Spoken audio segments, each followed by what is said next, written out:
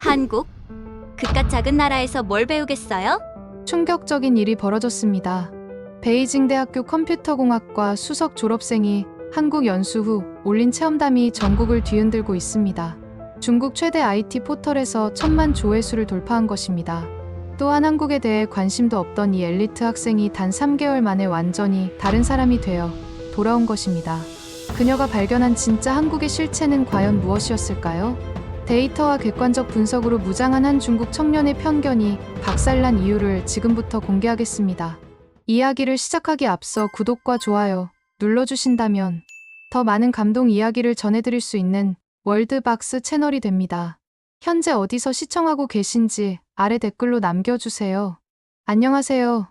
저는 베이징 대학교 컴퓨터공학과를 수석으로 졸업한 리샤오이입니다.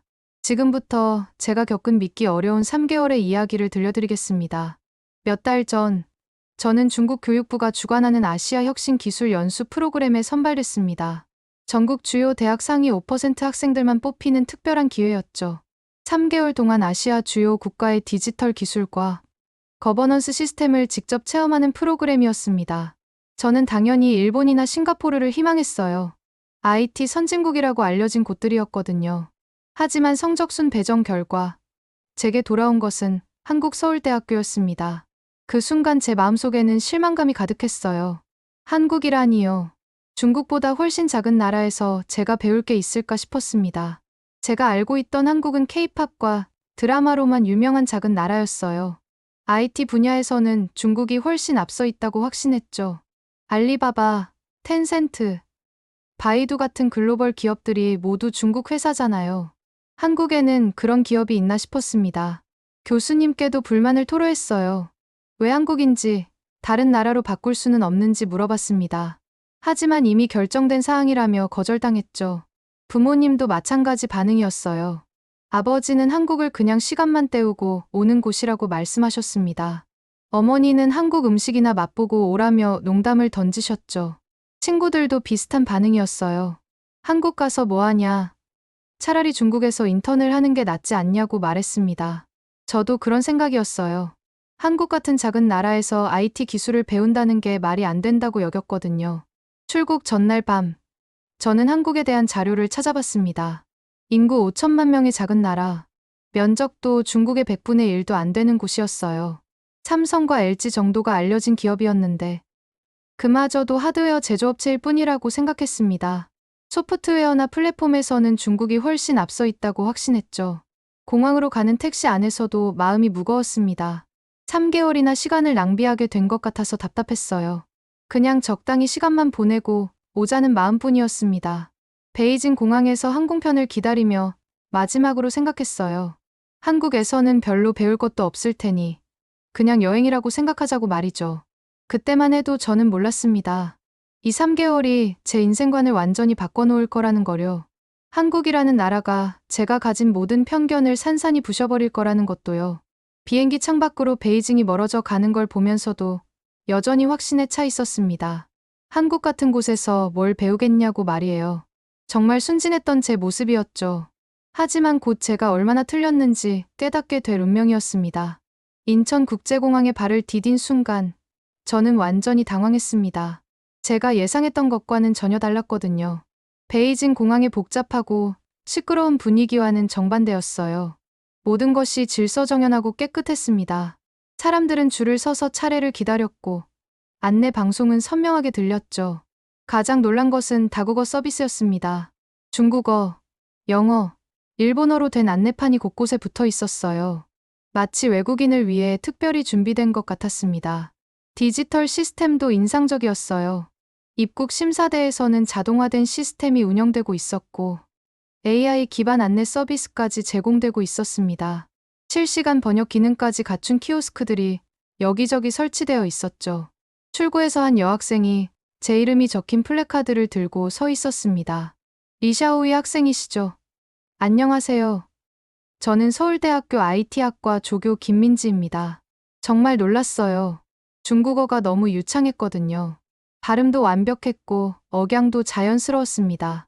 중국인과 구별이 안 될 정도였죠. 중국어를 정말 잘하시네요. 감사합니다. 저희가 여러분을 위해 많은 준비를 했거든요.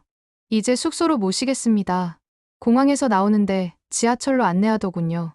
베이징에서는 보통 택시를 타는 게 일반적인데 말이에요. 지하철로 가도 괜찮으실까요?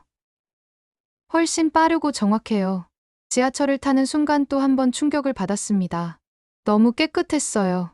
바닥에 휴지 하나 떨어져 있지 않았고, 의자도 모두 깨끗했습니다. 사람들은 조용히 앉아서 스마트폰을 보거나 책을 읽고 있었어요. 김민지가 교통카드를 꺼내 찍는데 그것도 신기했습니다. 이거 하나로 지하철, 버스 다 탈 수 있어요. 편의점에서도 결제할 수 있고요. 정말요? 베이징도 있긴 한데. 아, 그리고 이건 지하철 앱이에요. 실시간으로 도착 시간을 확인할 수 있어요. 스마트폰 화면을 보여주는데 정말 놀랐습니다. 실시간으로 지하철 도착 시간이 표시되더군요. 몇 분 후에 지하철이 오는지 정확히 나와 있었어요. 지하철이 도착했는데 시간이 정확히 맞았습니다. 1분 차이도 나지 않았어요. 베이징에서는 상상할 수 없는 일이었죠. 한국 지하철은 항상 이렇게 정시에 와요? 네. 거의 항상 그래요.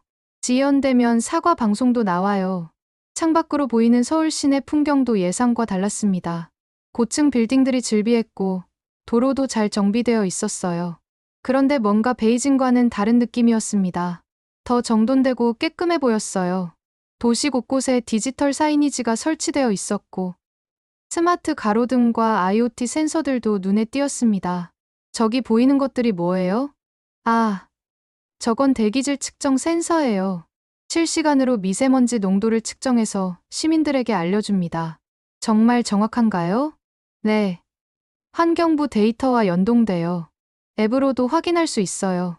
숙소에 도착해서 체크인을 하는데 모든 절차가 디지털화되어 있었습니다.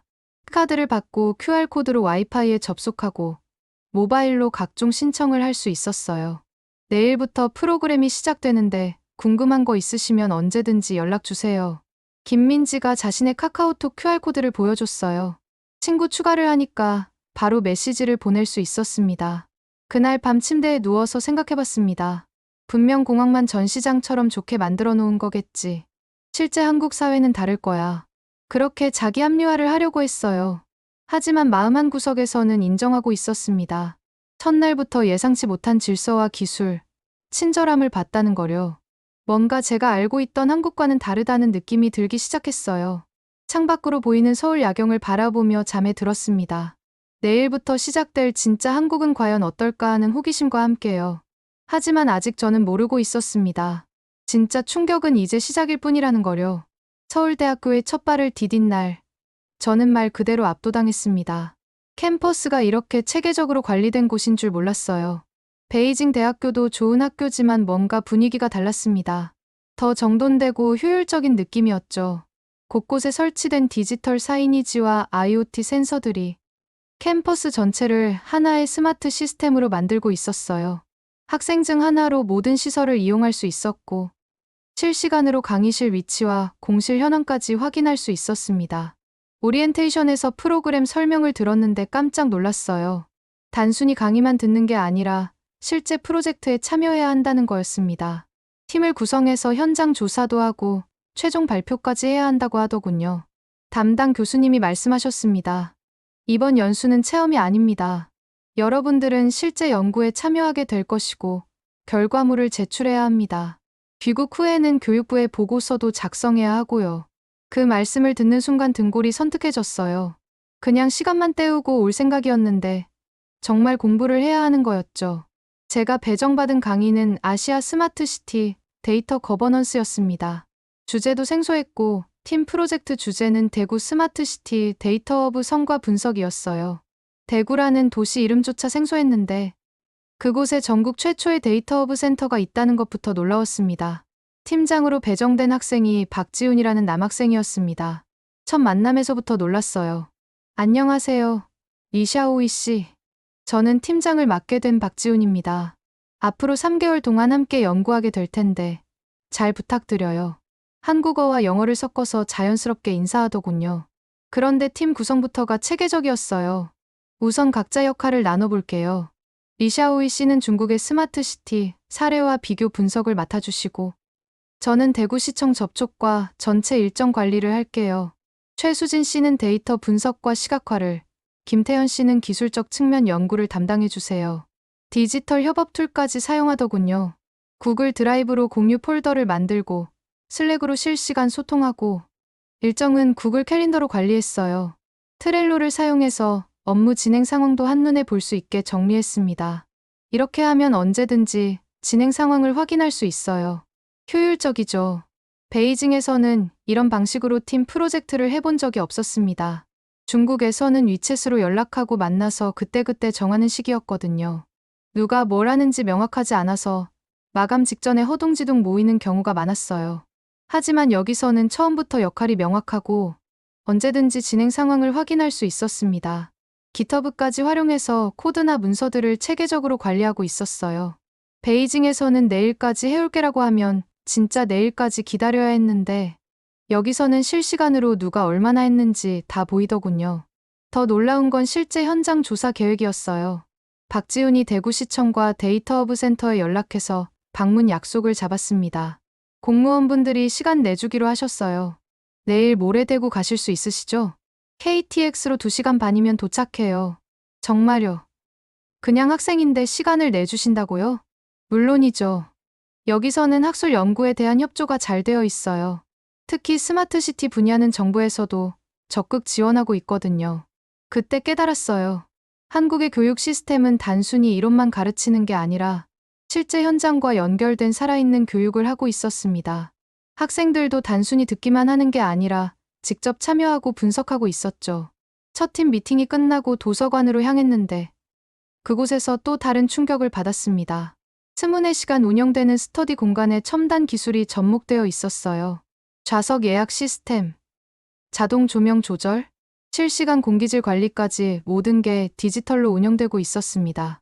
이런 환경에서 공부하는 학생들의 집중도와 효율성이 다를 수밖에 없겠다는 생각이 들었어요.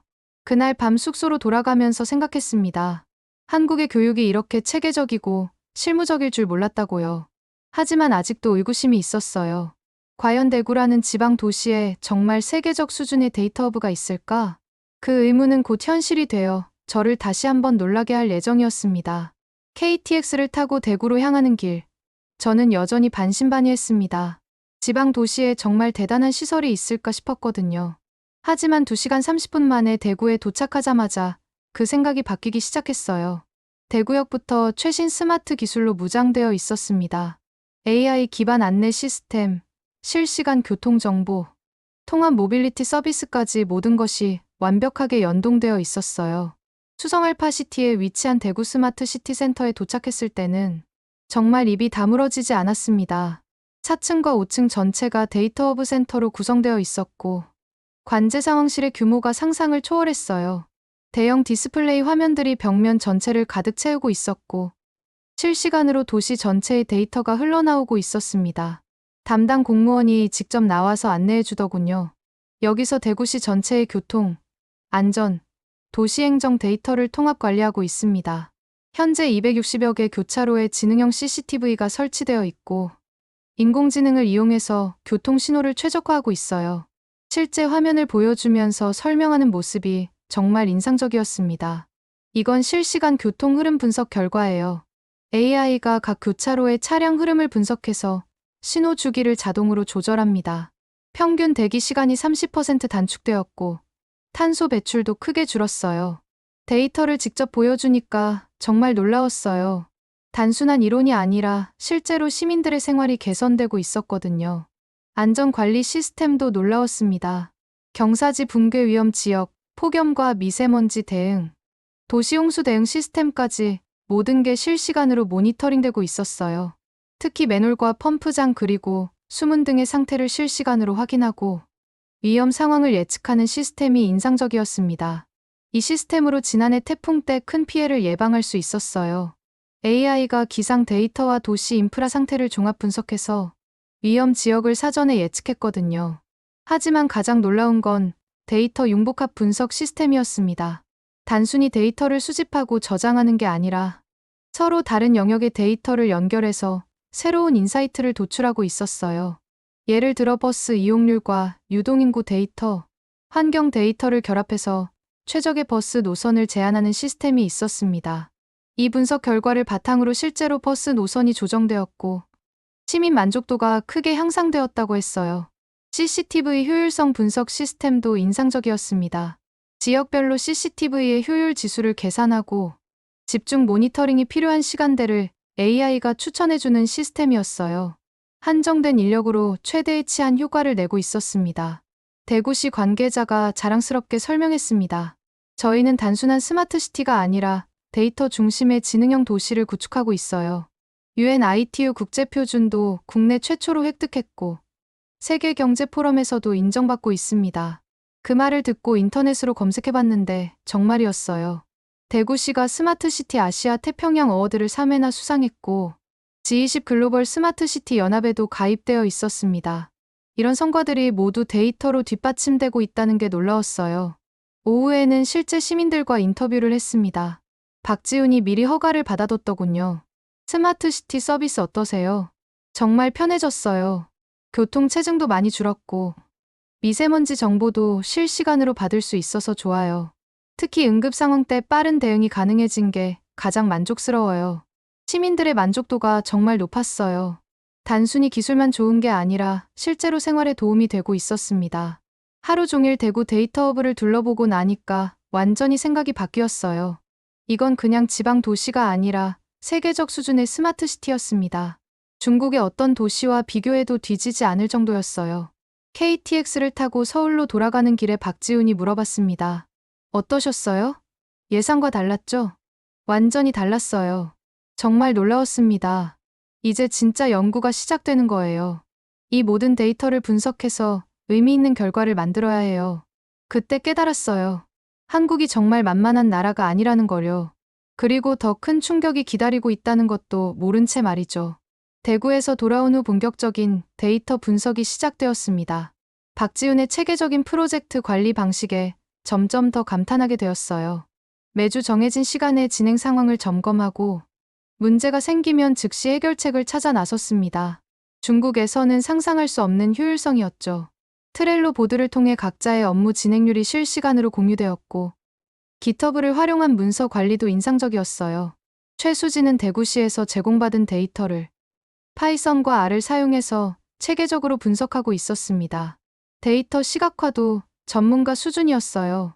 교통 흐름 패턴, 시민 만족도 변화, 에너지 효율성 개선 지표들을 한눈에 볼 수 있게 그래프로 만들어 놓았더군요. 김태현은 기술적 아키텍처를 분석하고 있었어요.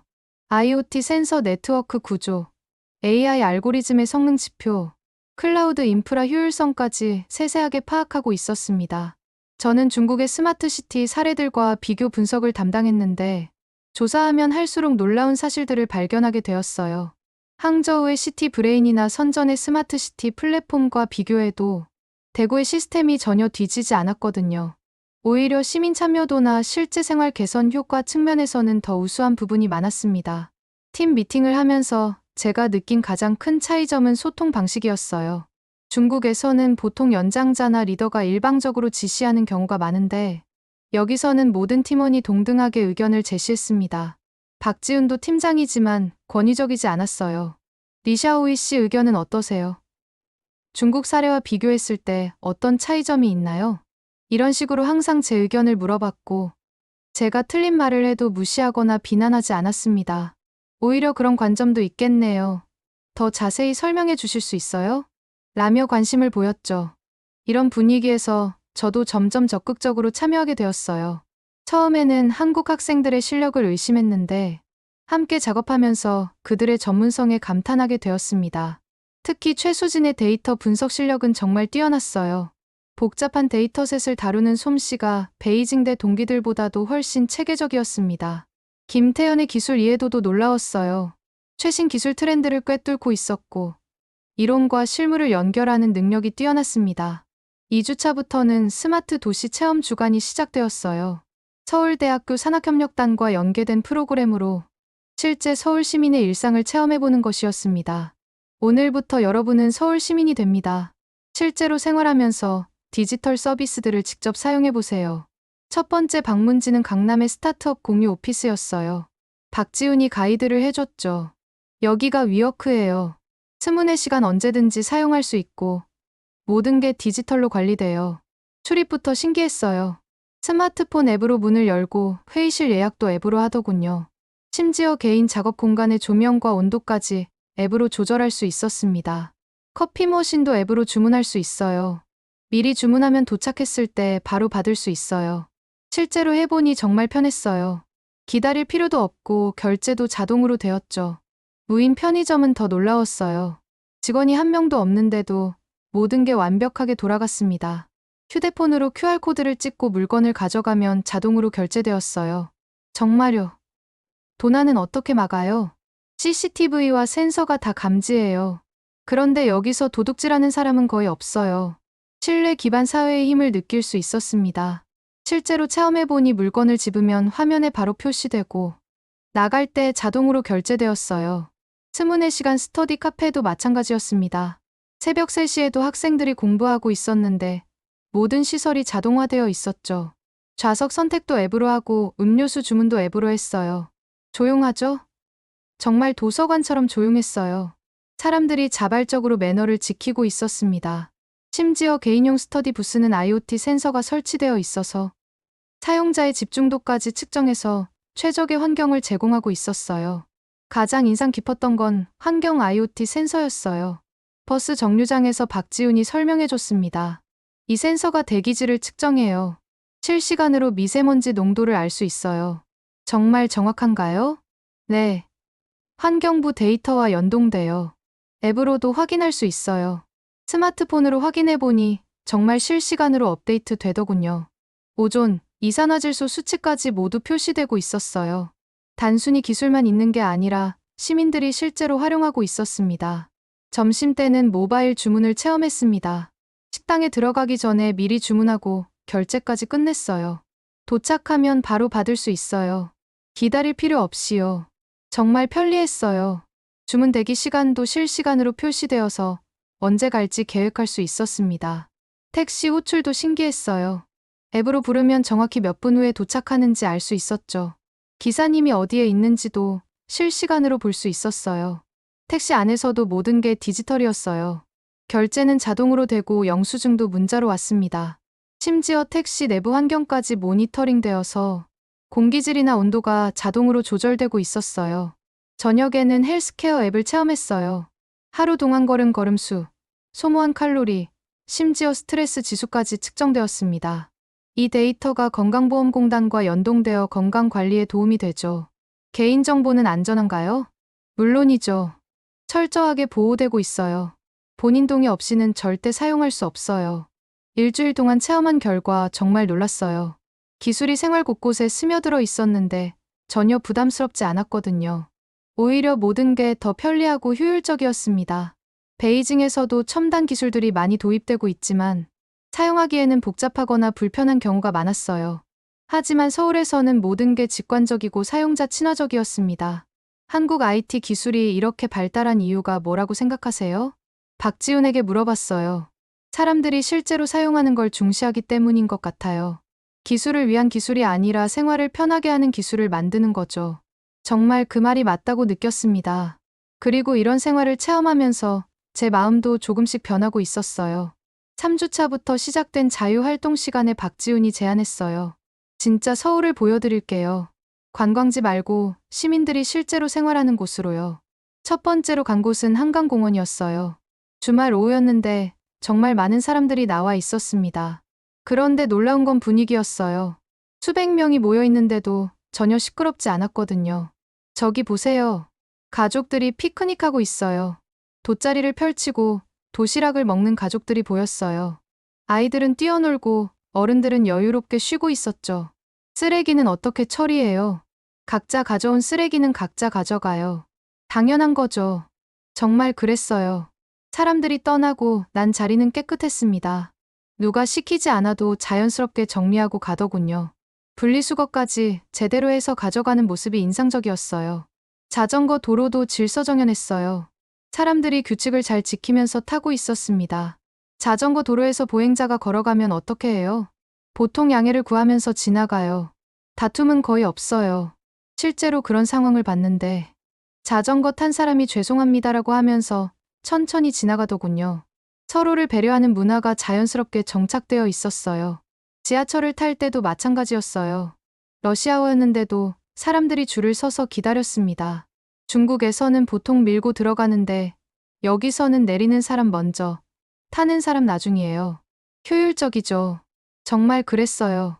내리는 사람들이 다 나간 다음에 차례대로 탔습니다. 오히려 더 빨리 탈 수 있었어요. 지하철 안에서도 매너가 좋았어요. 큰 소리로 통화하는 사람이 없었고 음악도 이어폰으로 듣고 있었습니다. 시끄럽게 하면 안 되나요?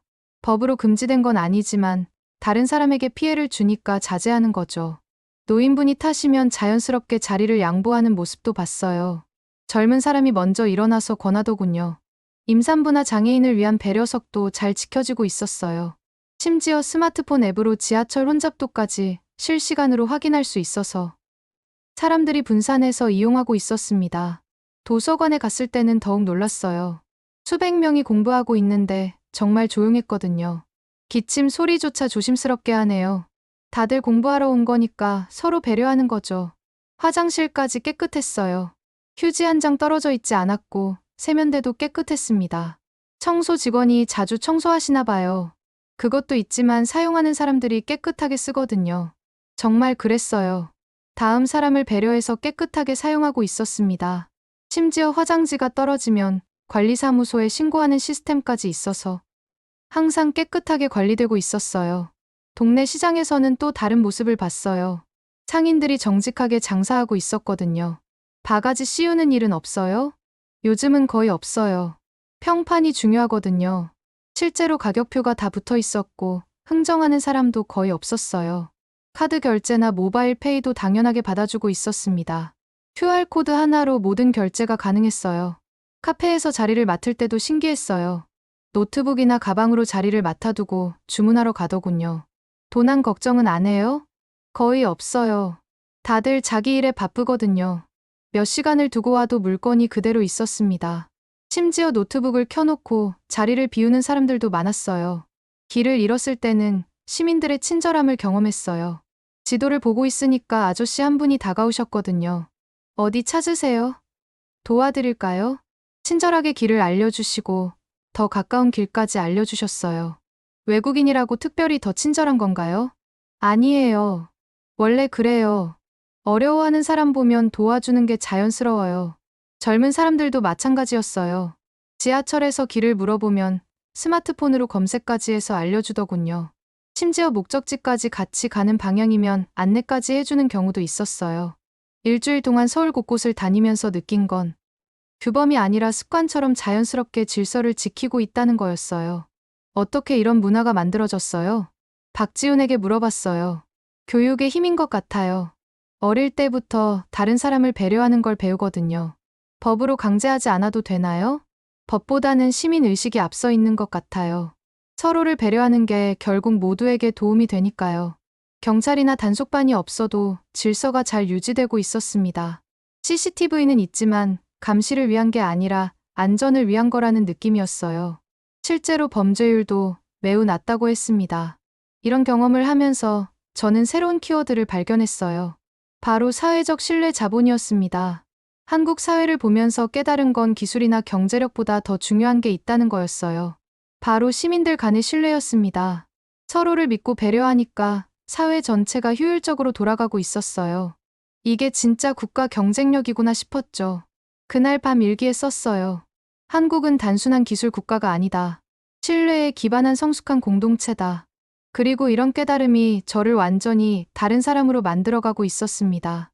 연수 기간이 중반을 넘어서면서 저 자신도 모르게 변하고 있었습니다. 어느 날 박지훈과 카페에서 이야기하다가 깨달았어요. 제가 한국에 대해 말하는 방식이 완전히 바뀌어 있더군요. 리샤오이 씨, 처음 왔을 때랑 지금이랑 많이 달라진 것 같아요. 어떤가요? 처음에는 뭔가 경계하는 느낌이었는데 지금은 정말 적극적으로 참여하시잖아요. 그 말을 듣고 생각해보니 정말 그랬어요. 처음에는 그냥 시간만 때우려고 했는데 이제는 정말 배우고 싶은 마음이 생겼거든요. 사실 처음에는 한국을 많이 무시했어요. 솔직하게 말했습니다. 작은 나라라고 생각했고 배울 게 없을 거라고 생각했어요. 지금은 어떠세요? 완전히 바뀌었어요. 한국에서 배운 게 너무 많아요. 프로젝트와 발표, 그리고 도시 체험을 통해 만난 수많은 한국인들의 전문성과 배려심을 체감했거든요. 교수님들의 수업 방식도 인상적이었어요. 일방적으로 가르치는 게 아니라 학생들과 토론하면서 진행했습니다. 여러분은 어떻게 생각하세요? 중국의 상황과 비교해서 말해보세요. 제 의견을 진지하게 들어주시고 좋은 지적이면 수업에 반영하기도 하셨어요. 조교 김민지도 마찬가지였어요. 처음에는 그냥 안내만 해주는 줄 알았는데 정말 많은 도움을 줬습니다. 리샤오이 씨가 관심 있어 할 만한 세미나가 있어서 알려드려요. 개인적으로 관심사까지 파악해서 맞춤형 정보를 제공해 주더군요. 팀 프로젝트를 함께한 동료들도 그랬어요. 국적이 달라도 정말 친구처럼 대해줬습니다. 리샤오이, 이번 주말에 부산 여행 갈 건데 같이 갈래? 정말요? 괜찮아요? 당연하지. 우리 친구잖아. 부산에서 2박 3일을 보내면서 더 많은 걸 배웠어요. 해운대 해수욕장에서 일출을 보고 자갈치 시장에서 회도 먹고 KTX를 타고 이동하면서 한국의 또 다른 모습을 봤죠. KTX 정말 빠르네요. 베이징에서 상하이 가는 것보다 빠른 것 같아요. 한국은 작으니까 어디든 빨리 갈 수 있어요. 그때 깨달았어요. 작다는 게 단점이 아니라 장점일 수도 있구나 하고요. 효율성과 집중력이 다르더라고요. 한국 사람들과 대화하면서 가장 인상적이었던 건 겸손함이었어요. 자랑하지 않고 담담하게 이야기했습니다. 한국도 문제가 많아요. 완벽하지 않아요. 그래도 정말 많은 걸 잘하고 있는 것 같은데요. 저희도 다른 나라에서 많이 배우고 있어요. 특히 중국의 역동성은 정말 부러워요. 균형 잡힌 시각을 가지고 있었어요. 자국을 자랑하면서도 다른 나라의 장점을 인정했습니다. 저도 그런 자세를 배웠어요. 중국도 훌륭한 점이 많지만 한국에서 배운 건 실용성과 효율성이에요. 편견 없이 바라보니까 보이는 게 많았어요. 한국의 장점도 중국의 장점도 객관적으로 볼 수 있게 됐죠. 어느 날 베이징에 있는 친구와 영상통화를 했는데 친구가 물어봤어요. 한국 어때? 재미없지? 아니야. 정말 배울 게 많아. 생각했던 것과 완전히 달라. 설마 한국이 뭐가 좋다고? 직접 와봐야 알 거야. 정말 다르거든. 친구는 의아했지만 저는 확신이 있었어요. 한국은 더 이상 제가 알던 그 작은 나라가 아니었습니다. 배울 점이 정말 많은 성숙한 사회였어요. 기술력도 뛰어났고 시민의식도 훌륭했습니다. 무엇보다 사람들이 따뜻했어요. 연수 후반부에는 한국어도 조금씩 배우기 시작했어요. 안녕하세요. 감사합니다. 서투르지만 한국어로 인사하면 사람들이 정말 좋아했습니다. 우와. 한국어 잘하시네요. 아직 많이 부족해요. 아니에요. 정말 잘하세요. 더 배우고 싶으시면 도와드릴게요. 이런 반응을 보면서 더욱 한국이 좋아졌어요. 2달이 지나면서 완전히 바뀐 제 모습을 발견했습니다. 무시와 경계심은 사라지고 경탄과 존중으로 바뀌었어요. 한국은 작지만 강한 나라였습니다. 크기로 승부하는 게 아니라 질로 승부하는 나라였죠. 진심 어린 교류가 편견을 허무는 가장 강력한 도구라는 걸 깨달았어요.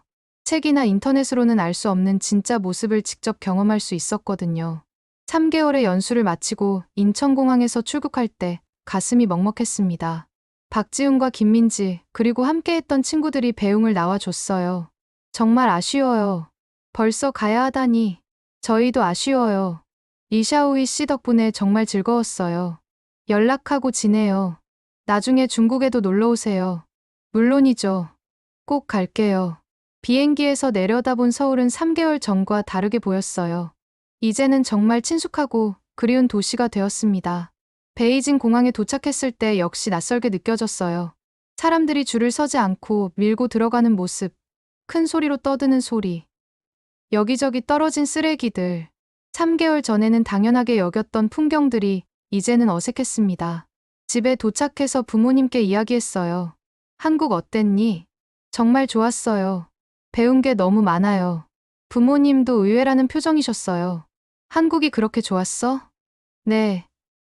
정말 선진국이에요. 기술도 발달했고, 교육 시스템도 훌륭하고, 사람들 시민 의식도 대단해요. 자세히 설명해드렸더니 부모님도 놀라셨어요. 그런 줄 몰랐네. 우리가 알던 한국과는 다르구나.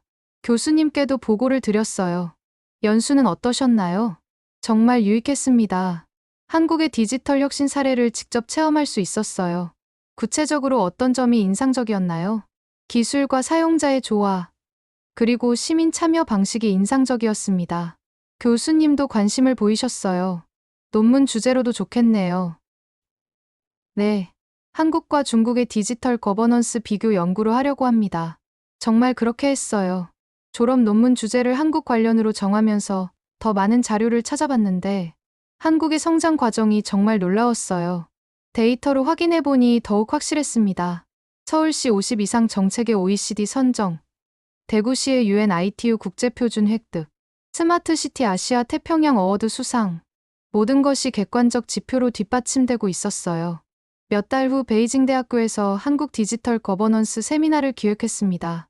한국에서 배운 내용을 동기들과 교수님들께 발표하는 자리였어요. 한국의 스마트시티는 단순한 기술 집약이 아니라 시민 중심의 혁신 모델입니다. 데이터 중심 의사결정과 시민 참여가 결합된 새로운 거버넌스 패러다임이죠. 발표를 듣던 동기들이 놀라워했어요. 정말 한국이 그렇게 발전했어? 데이터가 말해주고 있어. 이건 감정이 아니라 객관적 사실이야. 교수님들도 관심을 보이셨어요. 중국도 벤치마킹할 점이 많겠네요. 네. 특히 시민 참여 방식과 데이터 융복합 분석 부분은 정말 배울 점이 많습니다. 세미나 이후 다른 대학 교환학생들에게도 연락이 왔어요. 일본에서 온 다나카, 필리핀에서 온 마리아가 관심을 보였습니다. 우리도 아시아 공공혁신 네트워크를 만들어보면 어떨까요? 리샤오이 씨가 경험한 한국 사례를 다른 나라와도 비교해보고 싶어요. 정말 좋은 아이디어였어요. 편견을 넘어선 진정한 국제협력이 시작되고 있었습니다. 지금 생각해보면 그 3개월은 단순한 연수가 아니었습니다. 제 인생관을 바꾼 소중한 경험이었어요. 편견을 걷어내고 열린 마음으로 세상을 바라보는 법을 배웠습니다.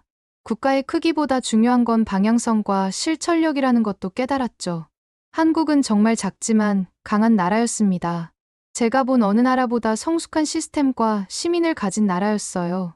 데이터는 거짓말하지 않습니다. 한국은 아시아 디지털 혁신의 선도국가였습니다.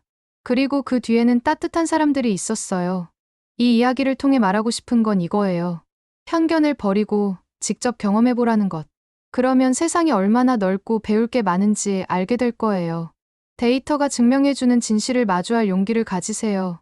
한 번의 경험이 사람을 이렇게 바꿀 수 있습니다. 여러분도 비슷한 경험이 있으신가요? 자랑스러운 우리나라 대한민국은 작지만 세계가 인정하는 혁신과 배려의 나라입니다. 구독과 좋아요로 응원해주시면 더욱 재미있는 이야기로 찾아뵙겠습니다. 해외 감동 사연을 소개해드리는 월드박스였습니다. 감사합니다.